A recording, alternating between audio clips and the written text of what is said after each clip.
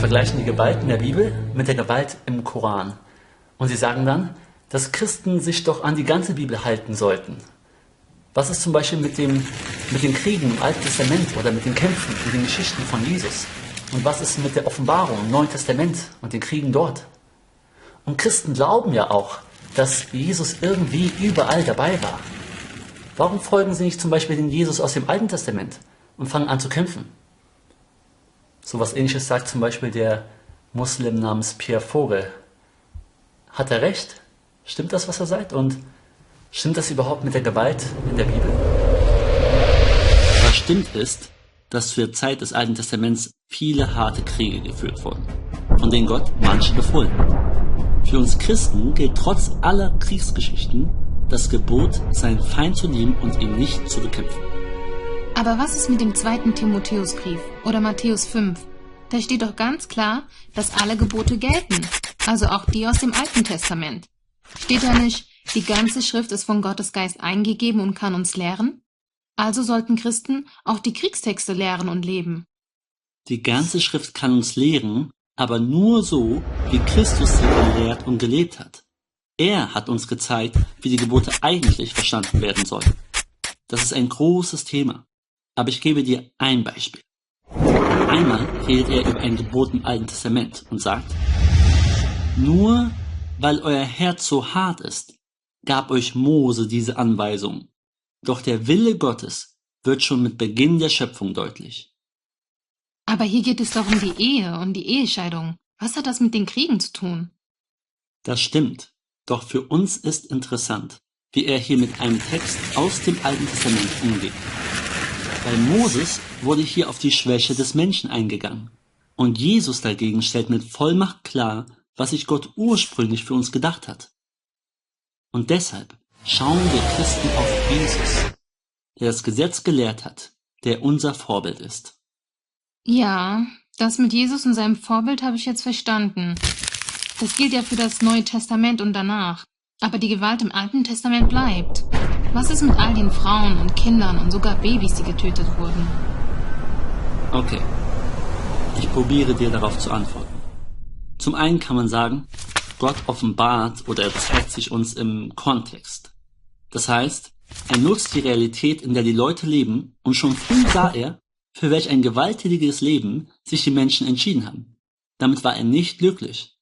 In Genesis lesen wir, die Menschen waren böse und gewalttätig.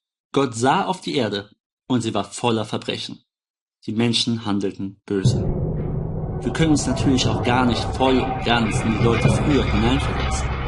Höre dir zum Beispiel an, was Gott durch den Propheten Jeremia sagt.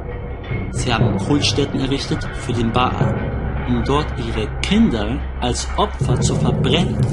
So etwas habe ich nie geboten und auch nie angeordnet. Es wäre mir auch nicht in den Sinn gekommen, so etwas je zu fordern. Das hat Gott anscheinend nicht gefallen. Und vieles, was Menschen in der Bibel tun, gefällt Gott auch nicht.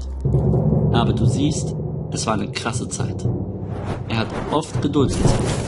Doch es gab auch Zeiten, in denen es ein Gericht gab, also eine Strafe. Und diese Strafe gab es manchmal nicht nur für den Einzelnen, sondern auch für eine gesamte Gruppe. Trotz allem will er etwas Besseres für uns. Er will uns durch die Geschichte hindurch zu Jesus führen. Aber irgendwie hört sich das komisch an. Ja, ich kann dich verstehen. Doch sei dir im Klaren, auch wenn bei uns nicht viel darüber geredet wird, in der Bibel wird Gott auch als Richter beschrieben. Ein Richter kümmert sich von seiner Natur aus um Gerechtigkeit. Und das ist ja erst einmal etwas Gutes. Im Alten Testament sieht das dann so aus, dass Gott Israel gegen andere Völker gebraucht, die vieles tun, was ihm nicht gefällt. Aber auch wenn Israel Mist gebaut hat, hat Gott mal die Assyrer oder die Babylonier benutzt, um die Israeliten zu bekämpfen und zu bestrafen. Ja, aber was ist mit dem Neuen Testament, wo im Buch der Offenbarung das Ende der Welt beschrieben wird? Ja, die Bibel redet auch von einem Ende der Welt, von einem Gericht am Ende der Zeiten, wenn Jesus wiederkommt. In dem Buch der Offenbarung wird mit vielen Bildern teilweise sowas wie die Hölle auf Erden beschrieben. Eine Zeit, in der sich jeder Mensch am Ende vor Gott verantworten muss, wegen seines Lebens.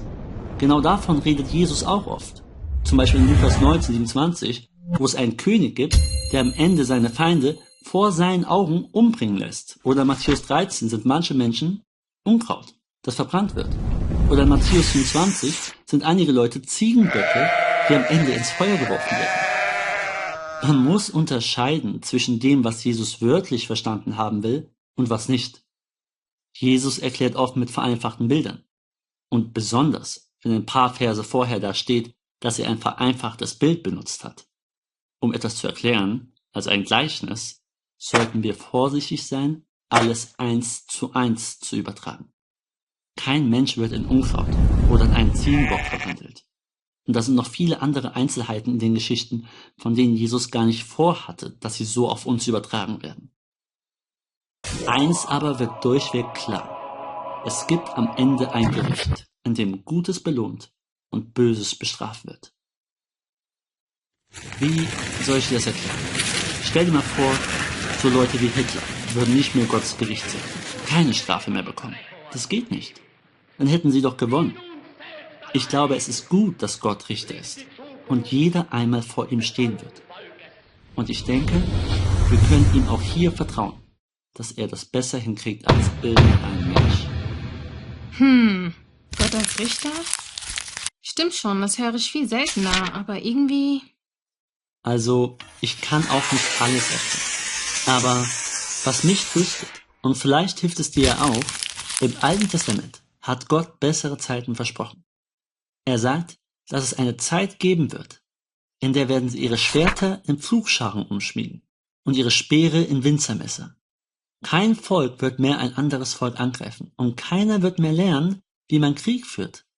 Jeder wird ungestört in seinem Weinberg unter seinem Feigenbaum sitzen, denn es wird nichts mehr geben, wovor er Angst haben muss. Das habe ich, der Herr, der Allmächtige, verheißen.